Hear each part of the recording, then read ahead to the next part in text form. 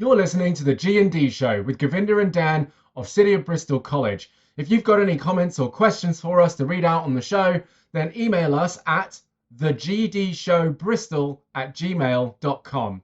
Again, that's thegdshowbristol@gmail.com. Let's get on with the show.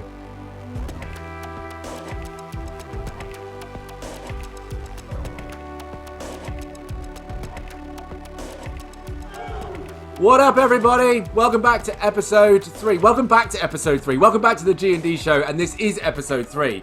My name's Dan. My name's Govinda. And this week we're going to dive into some heavy stuff.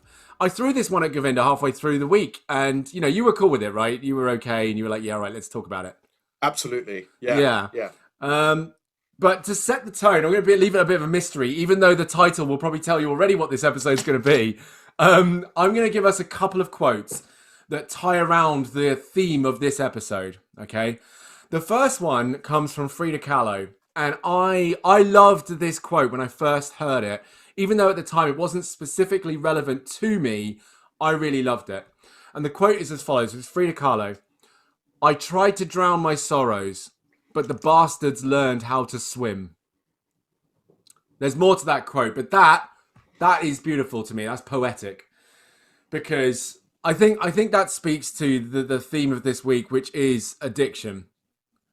And when I first heard that quote, I mean, I wouldn't say I was addicted to drinking, but I knew that I had a problem with alcohol at that time. And what I'd realized was the things that I had used to help me function in life, supposedly, had actually taken control of me. And the things that I had tried to, again, kind of drown out through drinking, the things that I tried to avoid thinking about or working on, and managed to make their way into my drinking habit as well. So there was no escape, and I was caught up with a really bad behavior and bad habit, and the problems that came along with it. I think that's what that quote quite literally screamed at me. Was like, damn, they really did catch up with me, huh? That was it. But Govinda, I mean, Gigi, what did you get out of that? What was your take? I mean, it's a bit naughty that you share a Frida Kahlo quote with me, considering I'm such a big fan of hers anyway, just Okay. as a side note. But what I got out of that is something that I've been thinking about over the last couple of days, and maybe even a year or so, is that, inevitably, I think people want to like completely isolate their suffering away from their existence or human existence in general. And what I get with Frida's quote is that, look, guys and girls, suffering is an inevitable part of life. We can't escape it. And actually, the moment you do that, you start to really embrace the humanness of your own nature and other people's nature. And not so much that everyone's perfect or I'm perfect. That's what I got out of Frida's, quote there. So just the raw human nature of life, there's no escaping it. Try it, but, it usually comes back and bites you in the you-know-what. So... No, it does. And actually, it's funny because I'm going to talk about that later in the show. So thank you. That's a good one. I like that. What's that? Biting you in the you-know-what? Or No. else? The fact that you can't get away from it. It doesn't matter. No. There's no drug. There's no thing that actually gets you away from the problems Correct. in your life. Nothing. And nothing going to solve it. Okay. But the other quote, because we didn't want to leave it there, because that's quite scary. That's quite a bit like, we wouldn't want to dump that quote on you and then move on and be like, all right, let's have a show. So I also found this one, which was from Robert Downey Jr. Obviously, he famously plays Iron Man. For those of you who don't know, who are a little newer to this world, Robert Downey Jr. actually went through a really bad period of his career where I wouldn't want to say, I don't know that he was addicted to drugs, but he was certainly having massive, massive challenges in his personal life. Huge challenges. I think he actually did some jail time, right? So actually the Iron Man role was like a great, massive reawakening of his career. Like really powerful. Found his partner after that. Yeah, absolutely. Yeah. That dark time as well. Yeah. So and his quote really says it all as well, which is, just because you are at the bottom, that does not mean you have to stay there. And that I think it speaks for itself as well. we accept a lot in our lives in terms of where we're at. And it was funny because one of the teachers in kind of Oxfordshire, I did a session on motivation with the students, and it was a teacher from Oxfordshire who just watched me do the session. And he'd said to me a couple of weeks later, when he actually asked me to do another session for some more students, he was like, what was fascinating was I used to think that my life was just what it was and everything is the way it's supposed to be. You know, it is what it is. There's a reason it is the way it is. And you can't really force that. But some of the stuff you mentioned in that session spoke to me. And he had actually made the progression from being in the position he was. Actually, it wasn't a couple of weeks later. I lied because, yeah, he'd gone from the position he was in up to being assistant head master of the school he worked at. And it was through using some of the tools that he had learned in the session I'd run. And it was the fact that he would so clearly, and he said he'd so clearly accepted the place he was in. It wasn't a bad place. It was just the fact that he'd accepted it and just gone, this is it for me. And I always think of that when I think about any person who just goes, this is it. You know, this is where I'm at now. This is my life now. It's like, well, that's if you accept it to be that way. That's if you decide that it is that way. So go on, Gigi. What did you get out of that?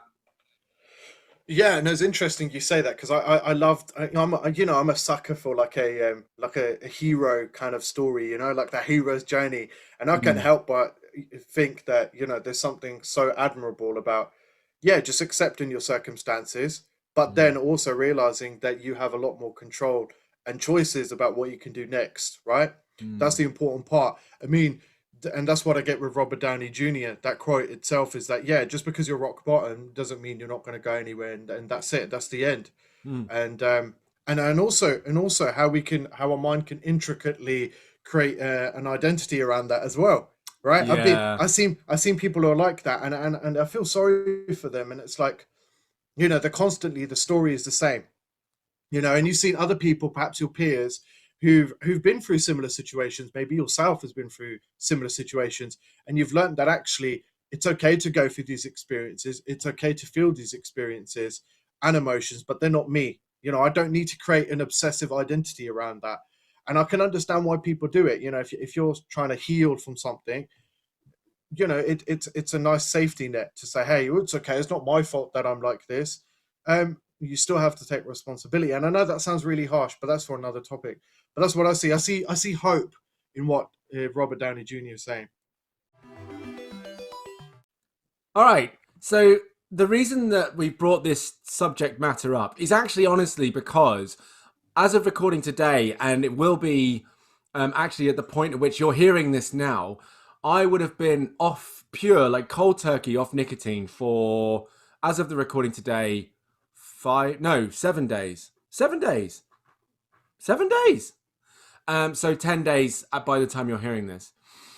And it's funny because some people would hear that and be like, all right, well, you barely started. Like, you're not really, have you even really quit? Is that really it? For me, understanding my relationship with nicotine my entire life, that's a win for me. I'm taking that as a win. I take every day as a win. And actually, if I understand it correctly, those addicts who go to AA meetings, those addicts who have those life-changing moments and series of moments that really, really take their life on a turn, part of their recovery, part of their moving away from that lifestyle is actually taking every day as a win, to the point where they get tokens to say, like, you've been this many days, like, free of this stuff. And I think we downplay this with nicotine quite a lot. I know we're going to go into more serious stuff, but we downplay addiction so much, and namely with stuff that's normalized. Smoking is one of them. Nicotine is one of them. Caffeine's another one. We normalize our dependency on these things so much that actually when someone does try to quit, it actually makes it harder when we belittle it by going, oh, you've only quit for a day. Oh, good luck. And this, funny enough, every time I've tried to quit, this is how people have treated it. They've kind of gone, oh, is that it? Oh, good luck. We'll see how well you get on. They kind of like almost don't believe you're going to do it. Thankfully, I'm in a place where I know that it's purely down to my own sense of will, my own discipline. And obviously, Gigi, you've been part of this journey every now and then. You've heard a couple of voice notes over the last week. Absolutely. I don't need to say anything else. No. Let's just say I cracked a little bit. A little bit. But it was the acknowledgement of the cracking, of the moment where I was cracking, that I was like, this is the hard part. Like, this is the real tough bit. I've experienced getting off of certain substances before, and I know what that experience is like. So I know that there are hills that hit you the moment you wake up, and you don't know when you're going to come across that hill, that big hill that doesn't seem to have a peak. But you could wake up and you're like, today's hill day. It's hill day. This is the day that is going to kick my butt. That's the day you heard me cracking, Gigi. Yeah, I don't think I said that. But I wanted to bring it to the conversation, because I think there's a misconception about what we see as addiction. There's a really big misconception we see about addiction, because we can understand, like we talk about addiction to alcohol, right? We talk about addiction to nicotine. We talk about caffeine addiction, to be honest with you. I mean, people out there with their energy drinks and their coffees and so on, acting like they can't live without it. We can absolutely see that. But one of the greatest misconceptions I think we have with addiction is the idea that it's chemically induced. I'm so glad you mentioned that. Read my mind. Yeah. And that's exactly why I want to bring it up, because yes, I'm off nicotine for, however many days, but actually I know for a fact that there are things that I have gotten addicted to in the past that actually had zero chemical components in them whatsoever. So I want to broach this part of the subject and immediately go into the psychological elements of addiction. I'm actually looking at Google's definition here. Well, actually, it's not Google. It's a website. Hang on, I'll have to try and find it. Oh, here we go. Actually, I'll just go to the NHS. Why not? Let's use our National Health Service. God love them. Addiction is defined as not having control over doing, taking, or using something to the point where it could be harmful to you. Fascinatingly, doesn't say anything about chemical dependency at all. But that's it. So, Gigi, take it away from me, because I've said enough. I've talked too much. I could talk forever because I think I want to. But please, and like, where would you take this conversation with addiction to? Do you know what? God, this is such a loaded and sensitive topic for me, because I've had friends and family personally, in this situation. I can't say myself I've been in a situation like that. I suppose the only dependency I had on something was probably alcohol. But what I would say is I 100% agree with you on removing ourselves away from the definition of a chemical dependency on something. Like, that's great. I understand all dopamine and stuff. That I get that. I'm not negating that. But I think it's better to take a fresher, different approach. And actually, my own experience over the last couple of years, because it has been something I quietly read a lot about, my private time. And actually, it was a Red Hot Chili Peppers song that really sparked my imagination around addiction and getting more curious around it. Because I wasn't just going to be that friend who was like, I understand what you're going through, when actually I didn't understand what they were going through, right? For me, that's just sheer ignorance. So, like, it sparked a lot of curiosity in me after listening to that song. Because there's a really good guy to come out of America over the last couple of years called Gabor Mate, who completely looks at addiction from a different perspective. And when I mean different, this is very different. And maybe it's because of my character that it resonates with me. And I'm not saying to our listeners that this is the absolute truth. No way. Just something we want to share. But Gabor Mate said something like, addiction is more likely to occur in personalities and in communities where they feel isolated. And I was like, wow. Like, that quote itself, because he begins the book like that, I was like, wow. That's completely different from what I've been told about addiction, Dan. Yeah. Completely different, right? And I was like, wow. So it's not a thing about codependency with a substance, or, how you feel about it. Because we all know you can feel bad about taking certain substances that you rely on as well. Absolutely. But this was, and then I got more and more into the book and listened to some of his seminars on YouTube. And he was talking about how modern day lifestyle is really isolating for the human individual, right? Or the human experience is lacking that. And there's nothing that's serving a purpose that is grander and bigger than ourselves. I mean, once upon a time, religion would have served a purpose like that. And by Mm. the way, I'm not for or against religion. You do what you have to do. I celebrate that, but I Yeah. can see this. I can see how that would make people feel good about themselves in a psychological way, where they don't need to fill that void, right? And Mm. so he was talking about how we relate in relationships when we have addictive, compulsive personalities. We might want to overly please our partners, and then that becomes a kind of weird, strange relationship as well. Not having a purpose or a sense of where you belong in a community has strong ramifications of how isolated and detached we start to feel from our realities, and therefore, yes, it might kind of bring upon misuse of certain products or drugs or whatever you Mm. have. But that's Mm. where I'm going to kind of stop it at that, because I can see you're thinking about this quite a lot, because I can tell we're definitely on the same page with this. No, absolutely, absolutely. There's a guy I'm trying to think of, and he wrote a book about. He got some ground with it. He actually did really well with it. I'm not sure how he's doing at the moment, but I'm just trying to get a grasp on his name, and it's bugging me because it's right on the end of my tongue. But he wrote this book that suggested that a large portion of our depression and anxiety that we experience is about the same thing, about lack of purpose and lack of direction in our lives. And it obviously it Mm, goes into much deeper elements than that. It's not just that's it. absolutely. Much Mm, deeper elements than that. And actually I might touch on that a little bit as well. But it makes a lot of sense. And let me see if I can channel this and follow a clear path here with what my thinking was doing as you were speaking. mm, So I think this explains a lot about how you hear a lot of wealthy people, mm, maybe famous people. It doesn't happen as much anymore, although maybe we're just not hearing about it as much. mm, But I remember there was a period of time, kind of late 90s, early 2000s, where it just felt like every celebrity just needed to go to rehab. You know, they constantly. I don't know if that's still going on. I'm sure it still happens, but not to the degree that it used to.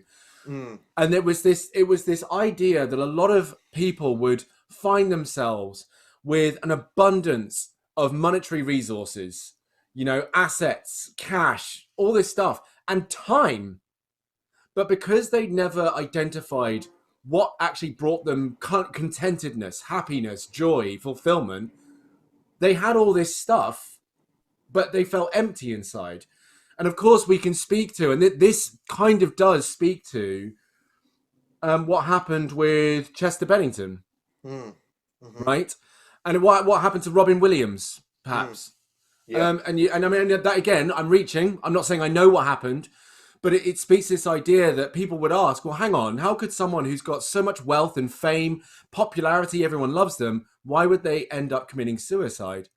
And it's like there's something that can be incredibly lacking deep down in our soul that if we don't identify and connect with, and by the way, I deliberately want to say at this point, the other subject, we ran a group session yesterday on purpose pathways talking about how we can find our purpose in life. Mm, And actually the feedback was incredibly positive. absolutely. Yeah, and I went straight to Gigi and I was like, dude, they loved this. This was amazing. This landed really well. But yeah, finding a purpose in life. And so yeah, the idea of lack of purpose, but also, I mean, it's also explains how people can win the lottery and then lose all their money really fast. For one, they don't take on the financial advice that's offered to them straight away, but because they think that money's going to buy them happiness. A lot of people out there believe that all we just need is a million. Oh, just give me £1 million and I'll be fine. Whereas time and time and time again, it's proven that actually that's not what you need. That is not what you need. What you need is to find a genuine purpose in your life. Because if someone handed you £1 million, no doubt about it, it would be squandered pretty quickly. And unfortunately, you might find yourself poorer or back where you started, but somehow having gone through your so-called dreams and realized that they weren't going to happen for you. Much like Jim Carrey quoted this. Mm, He wished everyone was famous so they could all know that it was not at all what they thought it was. Um, and so bringing it right round to addiction, The challenge is that, and I've heard this testimonial about addiction when you're famous, from multiple different people in multiple different ways. Not directly, they haven't spoken to me. I haven't had like, Lady Gaga be like, "Oh, Dan, let me tell you about this experience." No, but I've just heard people say this. When you get fame, when you get the money, when you get all the things and the resources that allow you the freedom to, live your life and so on. The problem is that too much access can be boring. And so what you're chasing is a thrill, something new, something exciting, something that life can't give you organically. And so what happens? You find drugs. Or, and this is where I'll shoehorn this in, you find a psychological addiction. And when I say that, what I'm talking about are indeed things like video games and weed.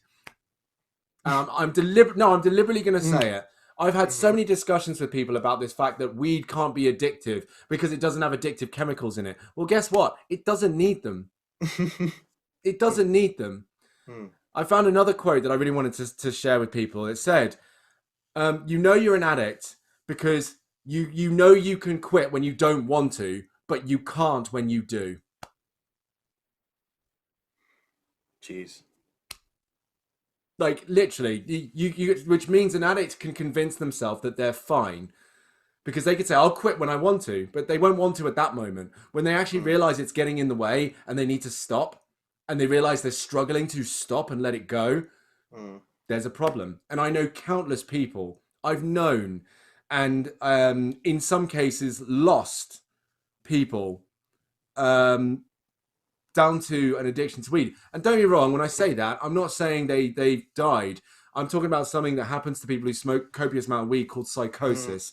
And I don't want to go into that because I've spoken enough. But I will say psychosis is possibly one of the worst things I've ever experienced and scariest things. Scary to the point where actually I feel a sense of emotion hitting me right now, thinking about what I've experienced on more than one occasion where someone I've known as a human being, as a whole person, has become, I don't even know how to put it. They are not there anymore, and they have not been there for a long time. They are gone. They do not exist anymore. That person physically is alive and you can see them in front of you, but every fabric of that person that you know and you thought they understood and you thought they knew is gone. It's gone. It does not exist anymore. And it's horrible. And people will say, "Oh, that's not weed. That's not weed." It's amazing how it seems to be connected to marijuana every single time. So yeah, I want to check people with the idea of addiction being chemical and of course it being psychological. And for us to be aware that this can be connected, like you said, Gigi, I'm going to hand it over to you in a second, to purpose. Because if we have things, it's not to say that like, I have purpose in my life, therefore I'm never going to have an alcoholic beverage, right? I'm never gonna do something like drink caffeine again. Do you know what I mean? But it just means that I'm going to be fully aware if something is pulling me away from what I'm here to do in my life. If I'm aware, like I have with nicotine, because vaping gave me the freedom to vape a lot more than I did smoke, which means I was actually putting a lot more nicotine into my system than when I was smoking cigarettes. And I was like, this is getting in the way. This is not healthy for me. I don't want to actually be doing this much. This is really bad. It's bad when I'm driving. I'm at home puffing away constantly. This isn't good. And it was getting in the way, so I had to stop. And there's still more I want to say on this, but actually I've got to hand it over, man, because I honestly, I could go forever. But please, Gigi, take it from me. I could literally just sit here and listen to you right now. It's just, no, I totally respect that. And actually, I think me and you, in a way, have a sense of responsibility to be as transparent as possible with these topics, right? Like I literally have nothing to hide on this. And actually, correct me if I'm wrong, because you mentioned a minute ago you want me to perhaps elaborate a little bit more on purpose and what we mean by that, right? Go for it. No, go for it. Go into So that. I mean, this is a really personal story, and I think it's relevant for me to tell you this because in order to understand what my thought process has been in arriving to that stage, right? So, a couple of years ago, like I got into teaching really, really young. I was about 25 or 26, right?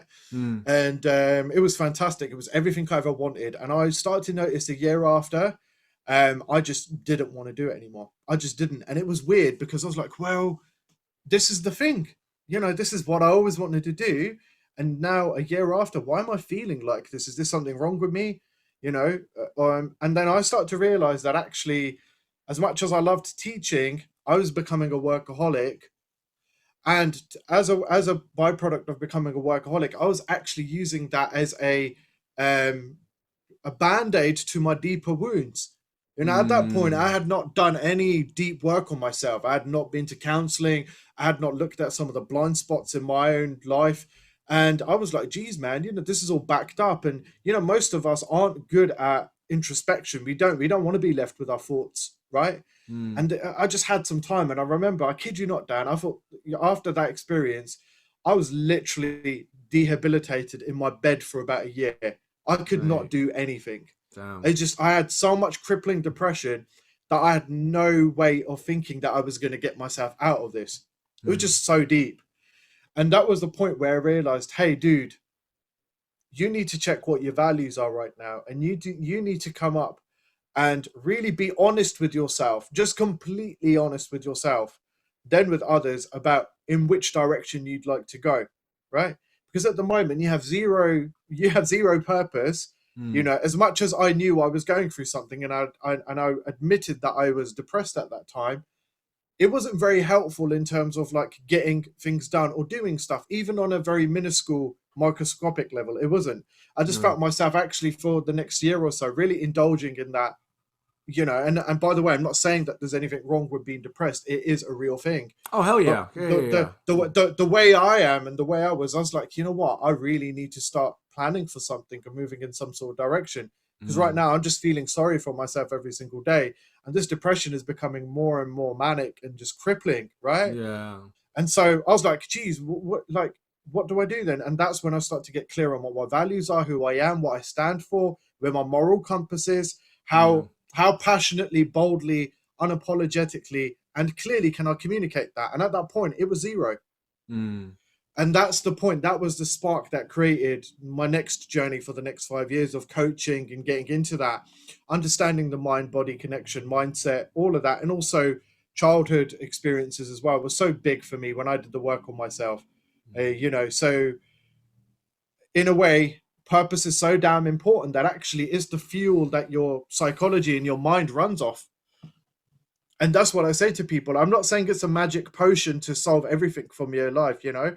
We're all going to have problems, but I think it was just so darn important to go through that experience for me to really start to understand and dial into, hey, what is my purpose? Because we can all create purpose. I don't believe we have purpose, by the way, to begin with. We don't.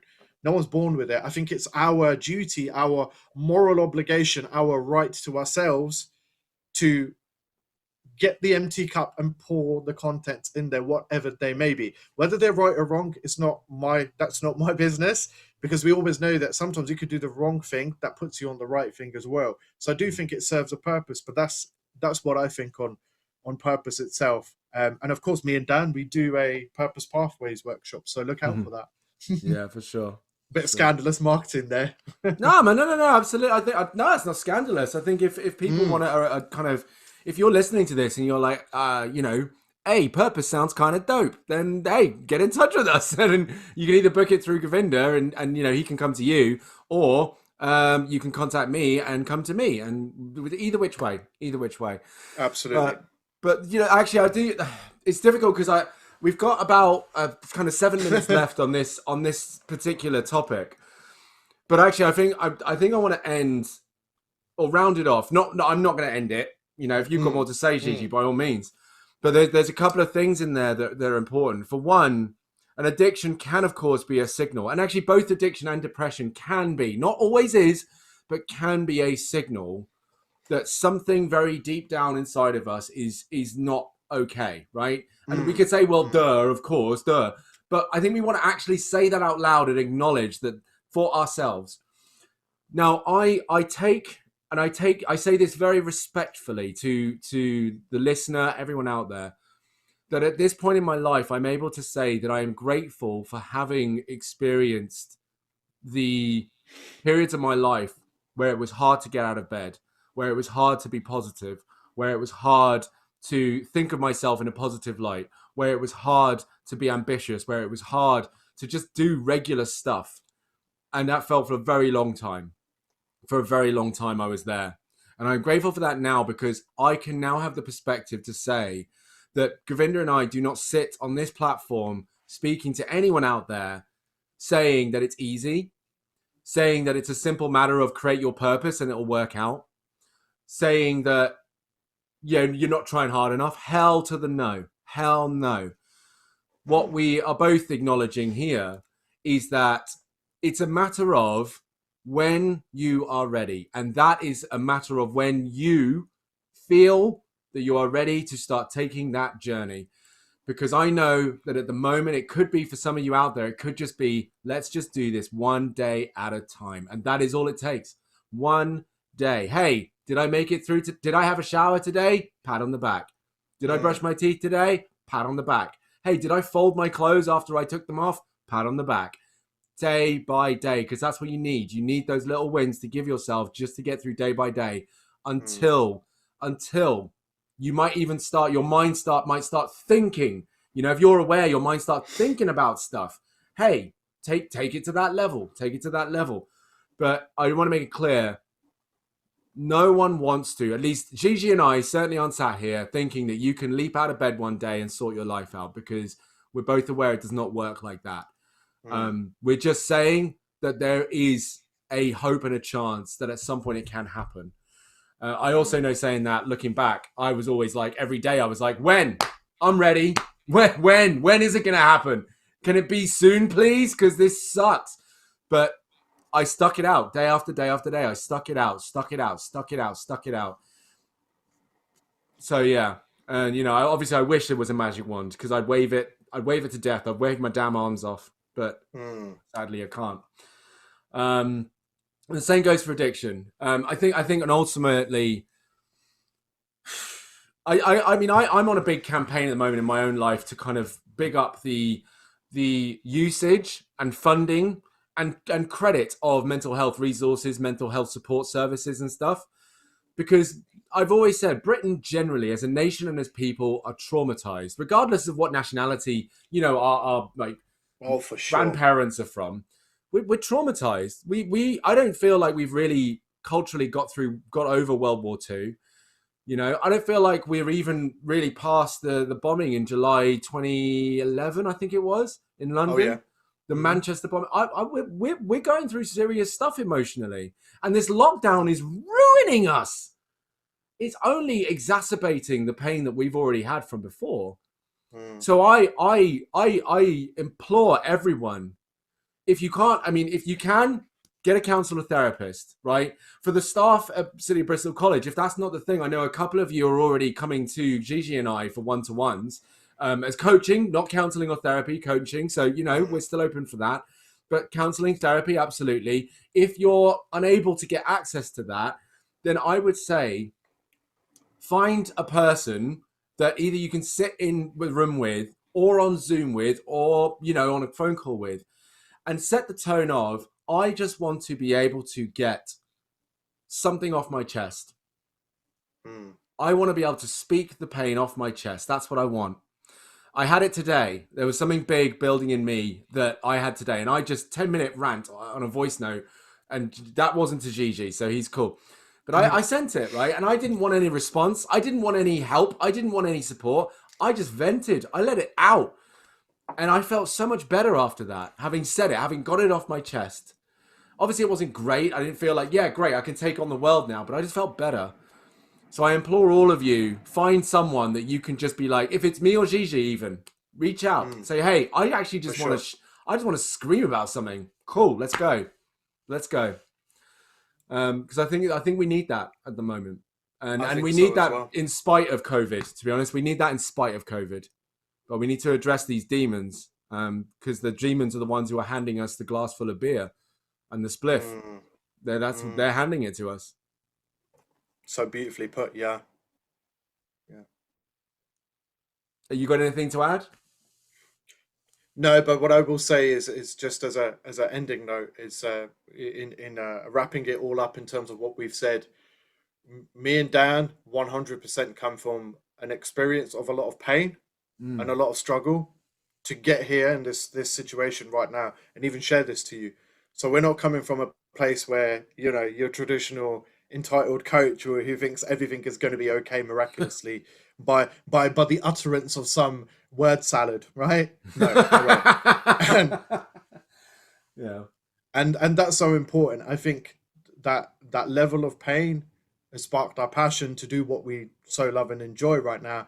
But that never was easy, and it never was clear at some point, So it's okay. It's okay to feel what you're feeling right now. Don't let anyone invalidate your experiences right now. If you're feeling sad, you're feeling sad. If you're feeling grief, you're feeling grief. But do not underestimate a good old chat with someone. Hell no. Hell no. And that's exactly what we're saying.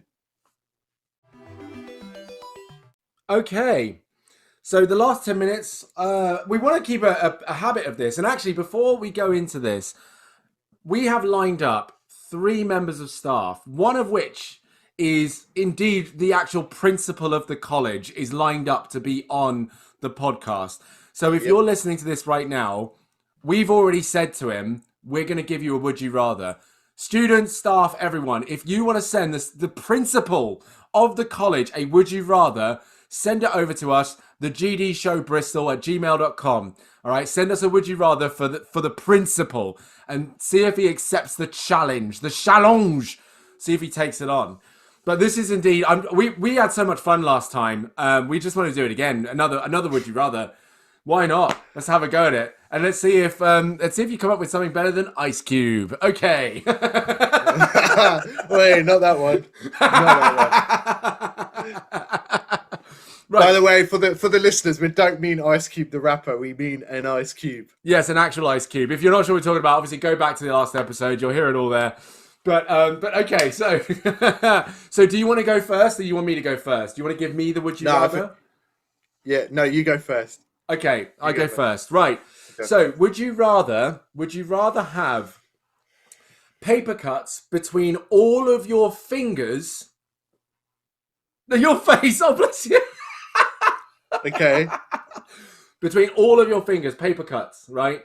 The webbings, yeah? And someone has to do it. Someone has to, slice the webbings between your fingers. Okay. Or would you rather have...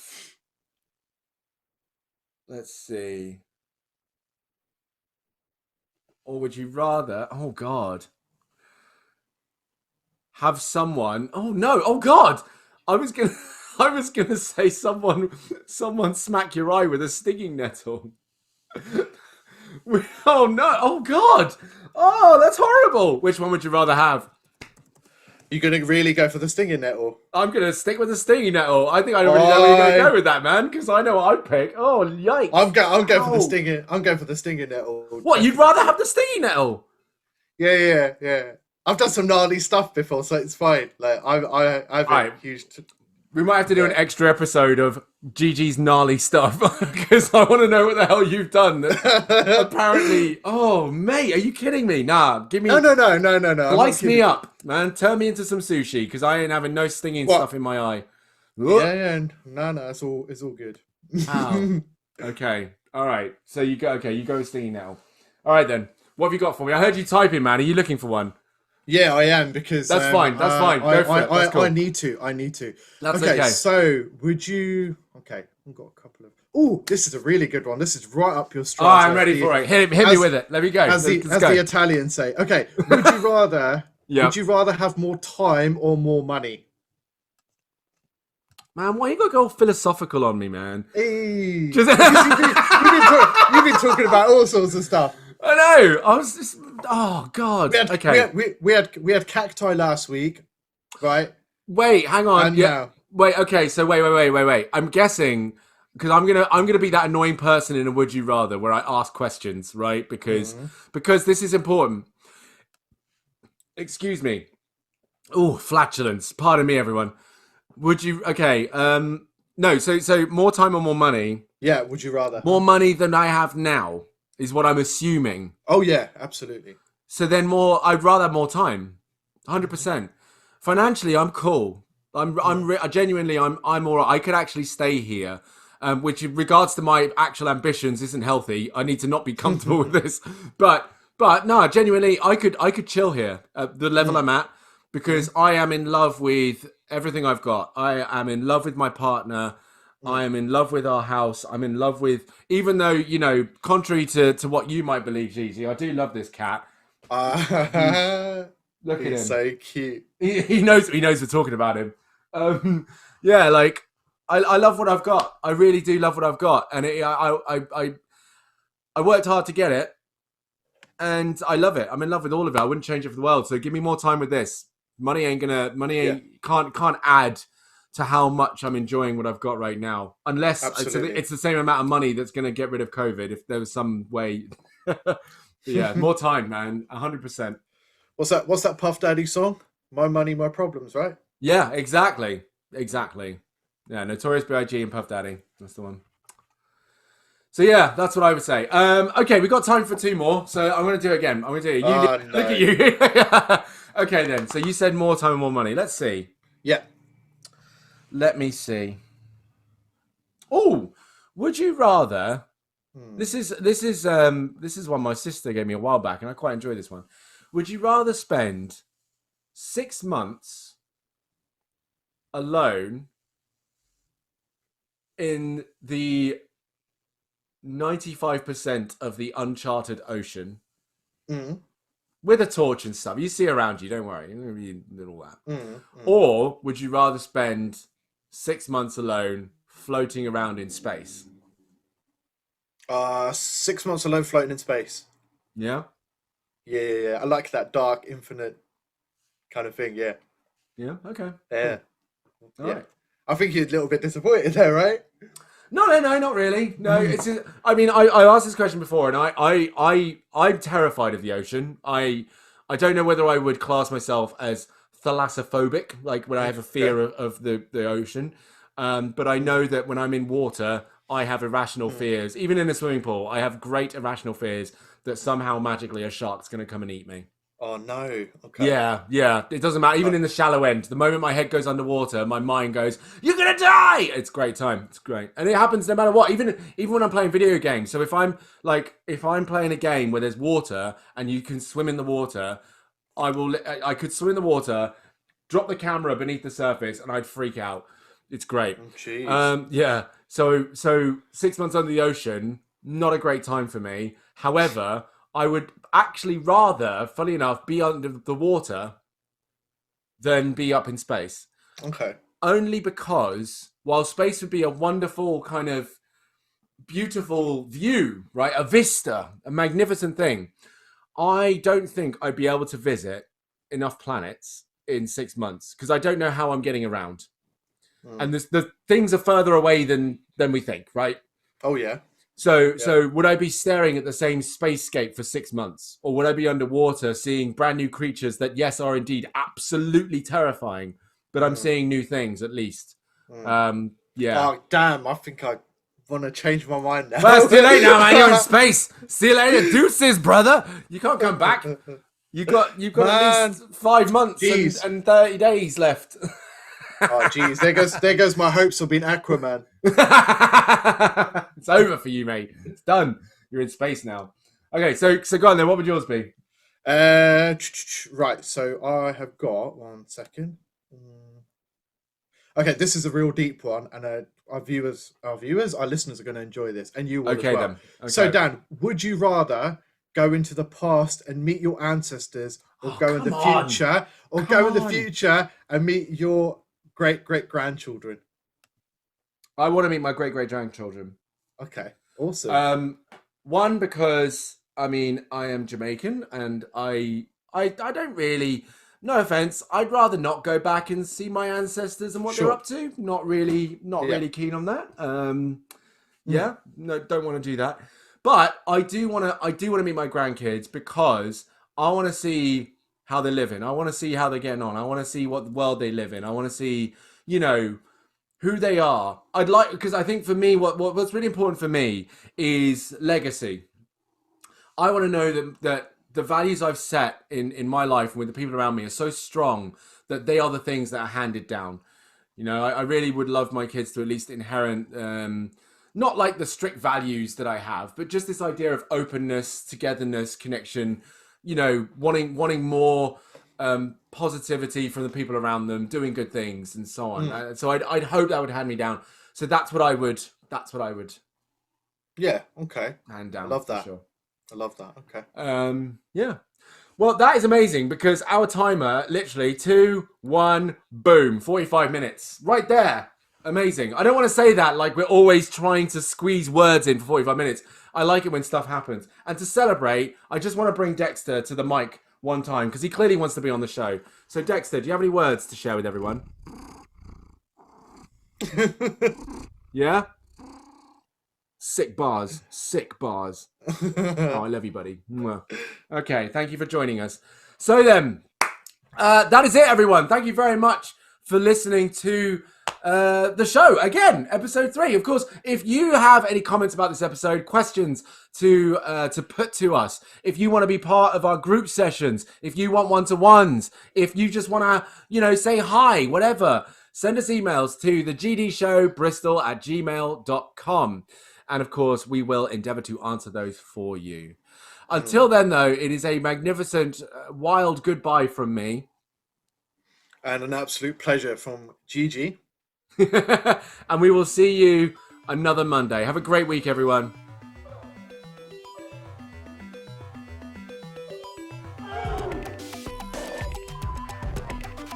You've been listening to the G&D show. Thank you very much. If you've got any comments or questions, or if you're a student at City Bristol College and you want some one-to-one conversations with myself or Govinda, then please do email us at thegdshowbristol@gmail.com. Thanks for listening and we'll see you in another episode.